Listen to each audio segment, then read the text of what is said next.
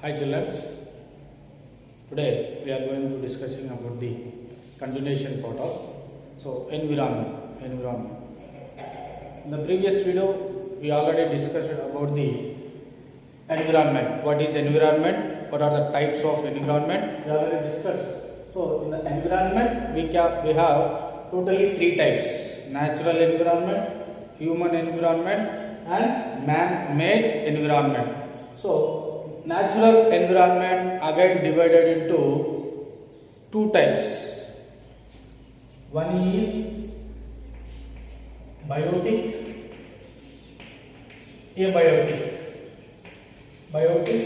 and abiotic. So ఈ natural environment కి సంబంధించినటువంటి 4 రియాల్స్ లేదా న్యాచురల్ ఎన్విరాన్మెంట్ కి సంబంధించినటువంటి 4 divisions that are lithosphere, hydro, atmos, bio. ఈ 4 స్పేర్లకి సంబంధించిన ఇన్ఫర్మేషన్ మనం ప్రీవియస్ క్లాస్లో ఆల్రెడీ డిస్కస్ చేసుకున్నాం. సో ఈ క్లాస్లో మనం ఈ ఎన్విరాన్మెంట్లో సెకండ్ డివిజన్ అయినటువంటి హ్యూమన్ ఎన్విరాన్మెంట్ అంటే ఏంటో చూద్దాం. So our surroundings which are formed human beings are called human environment. మన చుట్టూ ఉన్నటువంటి సరౌండింగ్స్ ఏవైతే హ్యూమన్ బీయింగ్స్ ద్వారా ఫామ్ అవుతాయో వాటిని ఏమంటామంటే మనము human environment. It is consist of individual, family and also community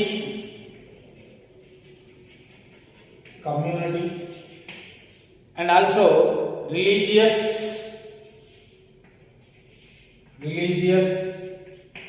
and also educational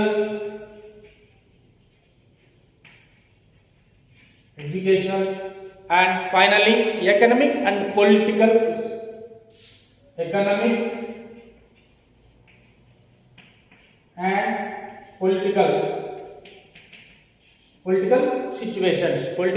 situations. Okay na? So human environment consists of individual, family, community, religious, educational, economic and political. So historically, after a settled life was formed, human beings started depending on another. Okay, it is the result, the establishment of human environment. So మనం ఖచ్చితంగా ఎవరో ఒకరి పైన ఏదో ఒక రోజు మనం depend అవుతాం. ఓకేనా? సో ఎప్పుడంటే మీరు 6th 7th క్లాస్లో అర్లీ లైఫ్ అనేటువంటి దాని గురించి మీరు చదివారు. అర్లీ లైఫ్, ఓకేనా? ఆ ట్రైబల్ పీపుల్ వాళ్ళకి సంబంధించిన ఇన్ఫర్మేషన్ అంతా కూడా మీరు 6th 7th క్లాస్లో చదువుకున్నారు. ఓకేనా? సో ప్రజెంట్ డే ఉన్నటువంటి ఈ హ్యూమన్ ఎన్విరాన్మెంట్ అనేది మనకు ఎర్లీ లైఫ్ నుంచి వచ్చింది. ఓకే, సో దీని తర్వాత మనకి ఇంపార్టెంట్ వన్ ఏంటంటే man made environment.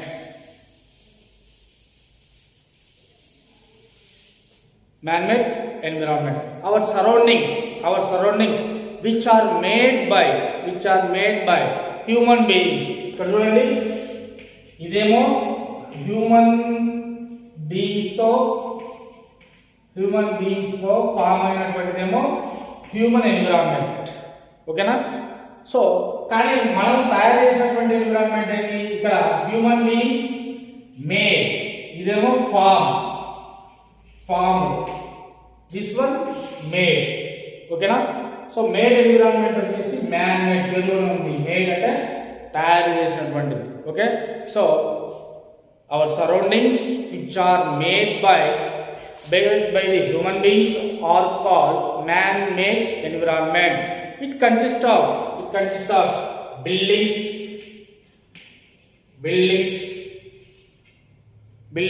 roads, projects. Okay, next factories,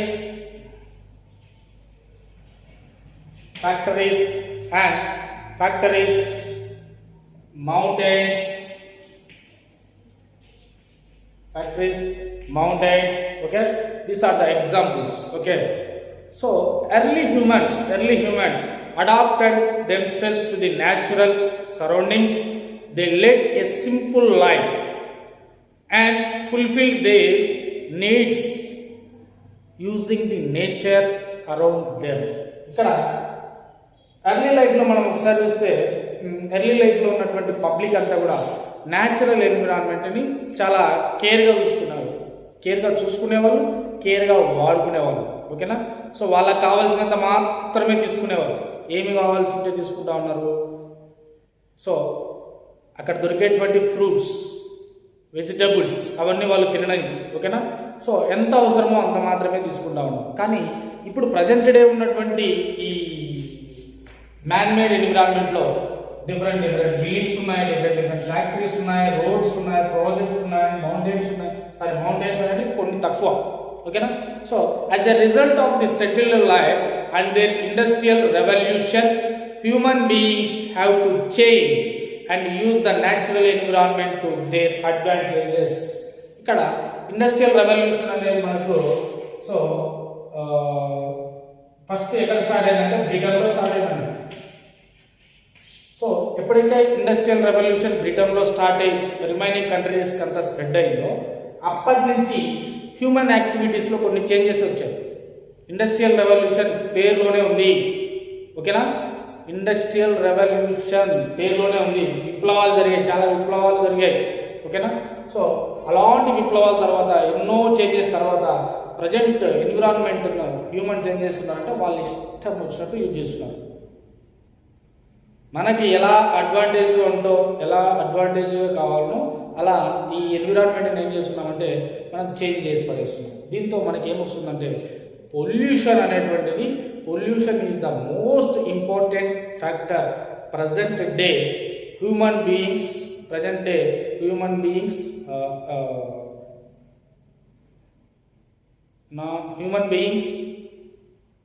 మనం ఎదుర్కొంటున్నటువంటి ఇంపార్టెంట్ యాక్టివిటీ ఏంటంటే ప్రజెంట్ సో ఈ పొల్యూషన్.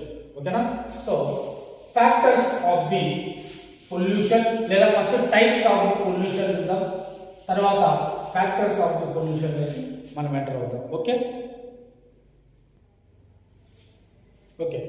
Factors of pollution. ఇక్కడ మ్యాన్మేడ్లో మనకు ఇంపార్టెంట్గా రైజ్ అయ్యేటువంటి ప్రాబ్లం ఏంటంటే పొల్యూషన్. ఓకేనా? సో ఫ్యాక్టర్స్ ఆఫ్ పొల్యూషన్,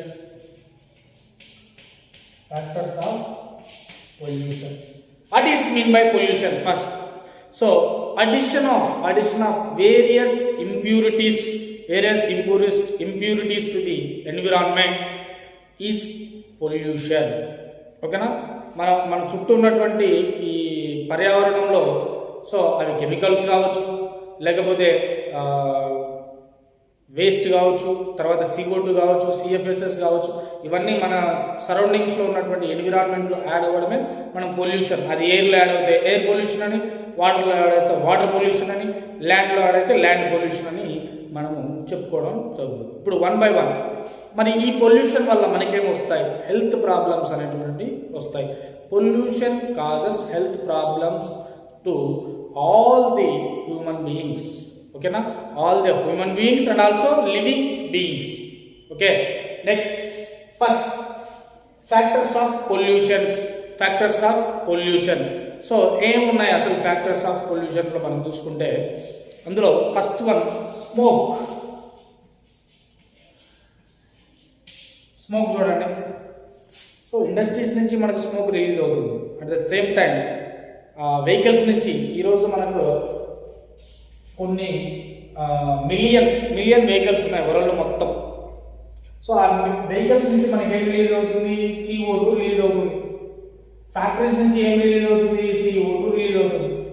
అదే మనకు ఫ్రిడ్జెస్ తీసుకోండి, అందులో నుంచి ఏం రిలీజ్ అవుతుంది?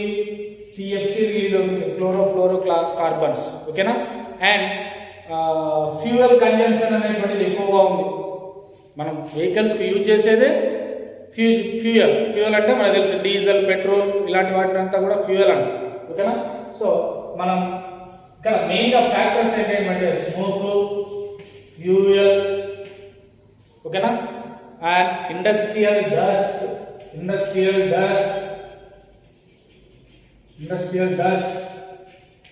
And CFC, chlorofluorocarbon. ఓకేనా. సో వీటితో పాటు ఇంకా మనకు యాసిడ్ రైన్స్ అనేటువంటివి అప్పుడప్పుడు పడుతూ ఉంటాయి, యాసిడ్ రైన్స్. ఓకేనా. సో ఈ యాసిడ్ రైన్స్ ఇవన్నీ కూడా ఏంటంటే ఫ్యాక్టర్స్, దేనికి, పొల్యూషన్కి సంబంధించి మనకు ఫ్యాక్టర్స్ అన్నమాట. ఓకేనా. సో ఎయిర్కి సంబంధించింది, ఇవన్నీ కూడా ఎయిర్కి సంబంధించింది. Smoke, fuel, industrial dust, CFC, ash. ఓకేనా. ఇవన్నీ కూడా ఎయిర్ పొల్యూషన్కి సంబంధించినటువంటి factors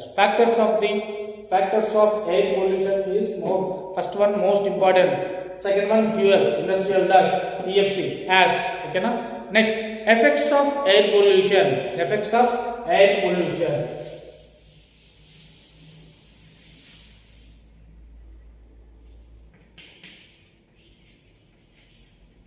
Effects. So, air pollution causes global warming and changes in the climate conditions. So, acid rains decline farmland. Okay na? So, effects ఏంటి మనకు చూస్తే, యాసిడ్ రైన్స్ అనేటువంటివి పడుతున్నాయి అనుకోండి, దానివల్ల ఈ ల్యాండ్కి ఉన్నటువంటి ఫెర్టిలిటీ అనేటువంటిది పోతుంది. ఓకేనా. సో దానికి ఉన్నటువంటి సారవంతం అనేటువంటిది పోతుంది. ఓకే. నెక్స్ట్ మన క్లైమేట్ కూడా చేంజ్ అవుతూ ఉంటుంది. ఇప్పుడు 2015 to 2021 ఈ ఇయర్స్లో వరల్డ్ మొత్తం ప్రపంచంలో ఎప్పుడు రికార్డు స్థాయిలో నమోదు కానటువంటి టెంపరేచర్ అంతా కూడా నమోదు అవుతూ ఉంది. ఎందుకు? సో మన క్లైమేట్ అనేటువంటిది చేంజ్ అవుతూ ఉంది. సో మన అట్మాస్ఫియర్లో CO2 లెవెల్ అనేటువంటిది రేషియో పెరుగుతూ వస్తుంది. ఓకేనా. సో దాంతో మన క్లైమేట్ చేంజ్ అనేటువంటిది కూడా జరగడం మనం చూడవచ్చు. సో దీనికోసం ఎవ్రీ ఇయర్ ఈ గ్లోబల్ వార్మింగ్ని రెడ్యూస్ చేసేదానికోసం ఎవ్రీ ఇయర్ యుఎన్ఓ కొన్ని మీటింగ్స్ కండక్ట్ చేయడం, వాళ్ళు రెడ్యూస్ చేయాల్సినటువంటి పర్సంటేజ్ని వాళ్ళకి చెప్పడం. ఓకేనా. ఇలా ఫాలో అవుతూ కొద్దిగా పొల్యూషన్ని తగ్గించే ప్రయత్నంలో ఉన్నారంతే. ఓకేనా. సో మరి ప్రివెన్షన్ ఏమైనా ఉందా దీనికి, ఎయిర్ పొల్యూషన్కి? ఉన్నాయి. ఏంటంటే, సో ప్రజెంట్ డే టెక్నాలజీ అనేటువంటిది బాగా ఇంప్రూవ్ అయింది. ఓకేనా. సో మరి ఈ టెక్నాలజీని ఒక ప్లానెడ్ మేనర్లో యూజ్ చేసి, ఓకేనా, మనం ఎయిర్ పొల్యూషన్ని రెడ్యూస్ చేసుకోవచ్చు. Next water pollution.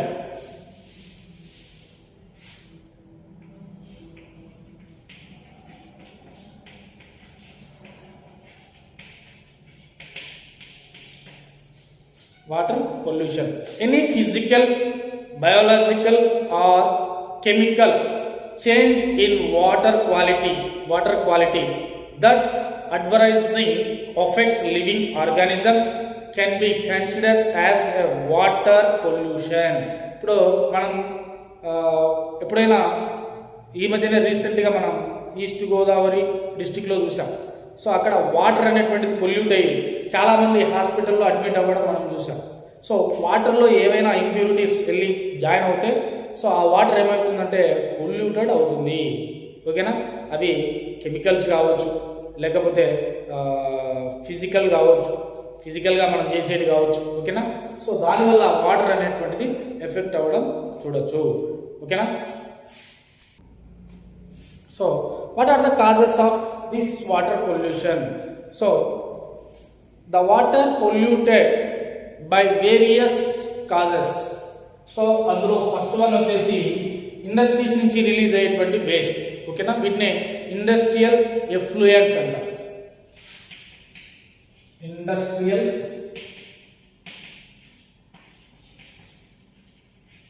Industrial effluents first one. Next second one paper industries,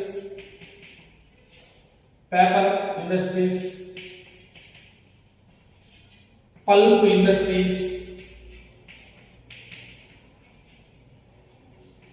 industries, fertilizer fertilizer factories, ఓకేనా, ఫర్టిలైజర్స్ ఫ్యాక్టరీస్, ఓకేనా. సో ఇవి మనకు ఈ కాజెస్. దీని నుంచి వచ్చేటువంటి ఇండస్ట్రీస్ తీసుకున్న పెద్ద పెద్ద ఇండస్ట్రీస్ చాలా ఉన్నాయి. మరి ఇండస్ట్రీస్ నుంచి వేస్టేజ్ అంతా ఎక్కడికి వెళ్తుంది? రివర్లోకి వెళ్తుంది. రివర్లోకి వెళ్ళినప్పుడు ఏముంటాయి కదా రివర్లో? చాలా చాలా మైక్రో ఆర్గానిజమ్స్, లివింగ్ ఆర్గానిజమ్స్ చాలా ఉంటాయి వాటర్లో. ఆ వాటర్లో ఉన్నటువంటి లివింగ్ ఆర్గానిజమ్స్ అన్నీ కూడా చాలా చనిపోతా రావడం జరిగింది, ఓకేనా. సో ఐ థింక్ బ్రెజిల్ అనేటువంటి కంట్రీలో ఈ ఇండస్ట్రియల్ ఎఫ్లూయెంట్స్ని బయటికి రిలీజ్ చేయడం వల్ల, సో మరి అందులో మనకు లెడ్ అనేటువంటిది, లెడ్కి సంబంధించిన ఫ్యాక్టరీ అది. ఈ లెడ్ అనేది వెళ్ళి వాటర్లో కలవడం వల్ల ఆ లెడ్ని తీసుకున్న వాటర్లో వెళ్ళినటువంటి ఆ కెమికల్స్ని తీసుకున్నటువంటి ఫిషెస్ని అక్కడ ఉన్నటువంటి పబ్లిక్ తినడం వల్ల వాళ్ళకి కొన్ని డిఫరెంట్ టైప్స్ ఆఫ్ డిసీజెస్ అనేటువంటివి అటాక్ అయినటువంటి విషయం. సో మీరు ఫ్యూచర్ ఫర్దర్ స్టడీస్లో మీకు ఆ ఎగ్జాంపుల్స్ అన్నీ క్లియర్ వస్తాయి 9th and 10th, ఓకేనా. సో ఇండస్ట్రీస్ నుంచి రిలీజ్ అయ్యేటువంటి ఎఫ్లూయెంట్స్ మెయిన్గా కాజెస్. నెక్స్ట్ పేపర్ ఇండస్ట్రీస్ నుంచి మనకు ఈ వేస్టేజ్ రావడం. ఆ వేస్టేజ్ అంతా మనం ఎక్కడికి షిఫ్ట్ చేస్తున్నాం? వాటర్ ఓషియన్స్ అండ్ సీ రివర్స్లోకి షిఫ్ట్ చేస్తున్నాం. Next pulp industries. ఇక్కడ ఏ ఇండస్ట్రీ అయినా తీసుకోండి, ఆ ఇండస్ట్రీస్ నుంచి వచ్చేటువంటి వేస్ట్ అంతా కూడా ఎక్కడికి పంపిస్తున్నామంటే మనము అంతా కూడా రివర్స్లోకి పంపిస్తున్నాం. దానివల్ల ఏమవుతుందంటే అక్కడ ఉన్నటువంటి వాటర్ అనేటువంటిది పొల్యూట్ అవుతా ఉండడం జరిగింది. ఇప్పుడు ఫర్టిలైజర్స్ తీసుకోండి, ఫర్టిలైజర్ ఫ్యాక్టరీ నుంచి మనకి వేస్ట్ అనేటువంటిది కూడా రిలీజ్ అవుతూ ఉంటుంది, ఓకేనా. దాన్ని అంతా కూడా ఎక్కడికో చోటికి రివర్స్లోకే కెనాల్లోకే పంపించాల్సిందే, ఓకేనా. సో ఇవ్వండి మ్యాన్ మేడ్ ఎన్విరాన్మెంట్లో. సో ఉన్నటువంటి ఎన్విరాన్మెంట్ని ఏం చేస్తున్నామంటే మన అడ్వాంటేజెస్ కోసం దాన్ని ఇష్టం వచ్చినట్టు వాడుకుంటున్నాం. సో వాడుకున్నప్పుడు అక్కడ రైజ్ అయ్యేటువంటి ఇంపార్టెంట్ ప్రాబ్లమ్స్ ఏంటంటే పొల్యూషన్. అందులో ఫస్ట్ వన్ ఏంటి? Air pollution. సెకండ్ వన్ ఏంటి? Water pollution. నెక్స్ట్ వీటితో పాటు మనకు మ్యాన్ మేడ్ ఎన్విరాన్మెంట్లో ఇంకొకటి ఉందండి, దాని పేరే డిజాస్టర్. డిజాస్టర్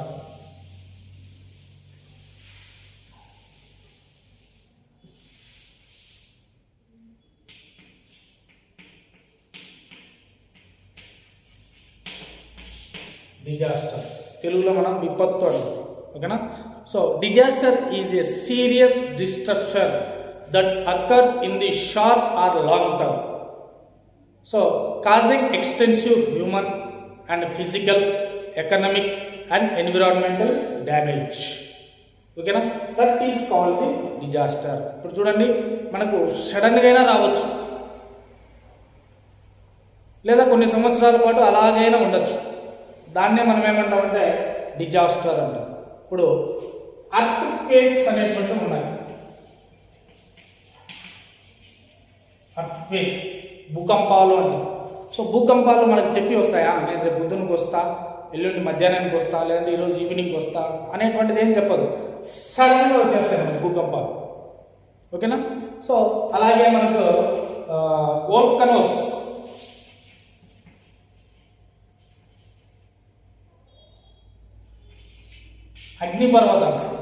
అగ్నిపర్వతాలు చూడండి, అవి కూడా చెప్పి వస్తాయా? సో మనకు ల్యాండ్ నుంచి ఈ లావా అనేటువంటిది రిలీజ్ అయ్యి బయటికి సడన్గా వస్తుంది. సో దాన్ని కూడా మనం డిజాస్టర్ కింద తీసుకోవచ్చు. నెక్స్ట్ ఫ్లడ్స్ అంటే వరదలు. సో రైన్ బాగా పడింది అనుకోండి, మన వాళ్ళు గవర్నమెంట్ అనౌన్స్మెంట్ ఇస్తూ ఉంటుంది, సో మీరు సేఫ్ ప్లేస్కి షిఫ్ట్ అవ్వండి. ఒకవేళ వెళ్ళకపోతే ఏమవుతుంది? ఇక్కడ హ్యూమన్ డ్యామేజ్ అనేటువంటిది జరుగుతుంది, ఎన్విరాన్మెంటల్ డ్యామేజ్ జరుగుతుంది, ప్రాపర్టీ డ్యామేజ్ జరుగుతుంది, ఓకేనా. ఇవన్నీ జరిగేటువంటి యాక్టివిటీస్. సో అంటే అది షార్ట్ టర్మ్ కావచ్చు, లాంగ్ టర్మ్ కావచ్చు. సో ఈ డిజాస్టర్ అనేటువంటిది కూడా మనకి మళ్ళీ టూ టైప్స్ ఉన్నాయి. Natural disasters, man-made. ఏంటి సార్ అక్కడ ఎన్విరాన్మెంట్లో మనకి 3 టైప్స్ ఎలా ఉన్నాయో డిజాస్టర్లో కూడా మళ్ళీ ఎన్ని టైప్స్ ఉన్నాయంటే 2 టైప్స్, న్యాచురల్ అండ్ మ్యాన్-మేడ్. న్యాచురల్కి బెస్ట్ ఎగ్జాంపుల్ వచ్చేసి డ్రాఫ్ట్.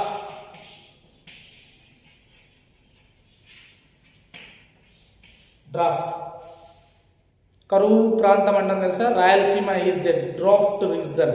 ఓకేనా. So drought. సో ఈ సిచ్యువేషన్లో డ్రాఫ్ట్ సిచ్యువేషన్లో మనం చూస్తే వాటర్ సప్లై అనేటువంటిది ఉండదు. వాటర్ అనేటువంటిది అండర్ గ్రౌండ్ వాటర్ కావచ్చు, ఓకేనా, సర్ఫేస్ వాటర్ కావచ్చు, చాలా తక్కువగా ఉంటుంది. అటువంటి రీజన్ ఏమంటామంటే మనము డ్రాఫ్ట్ రీజన్ అంటాం. ఓకేనా. సో మరి మ్యాన్మేడ్ డిజాస్టర్ ఏంటి అంటే these are consequence of technological or human hazards. Okay. So that were called man made disaster. ఓకేనా. సో ప్రివెంటివ్ మెథడ్స్ ఏమైనా ఉన్నాయా మరి డ్రాఫ్ట్ రీజన్ కంటే? So plant a safe area in and emergency. ఇప్పుడు చూడండి, సడన్గా మనకి భూకంపం లాంటిది ఇట్లాంటివి వచ్చిందని ముందుగా ఏదైనా ఇన్ఫర్మేషన్ వచ్చిందనుకోండి, మమ్మల్ని ఏం చేస్తుంది గవర్నమెంట్, ఎక్కడైతే సేఫ్ ప్లేస్ ఉంటుందో అక్కడికి షిఫ్ట్ చేస్తుంది. ఓకేనా. So next having emergency kit ప్రతి ఒక్కరి దగ్గర. సో ఎవరైతే మరి ఇటువంటి డిజాస్టర్ జోన్స్లలో ఉన్నారో వాళ్ళ దగ్గర ఎమర్జెన్సీ కిట్ అనేటువంటిది తప్పకుండా ఉండాల్సిందే. ఓకేనా. సో ఇదండి మన ఫస్ట్ లెసన్కి సంబంధించినటువంటి కంప్లీట్ ఇన్ఫర్మేషన్. ఓకేనా చిల్డ్రన్. ఓకే.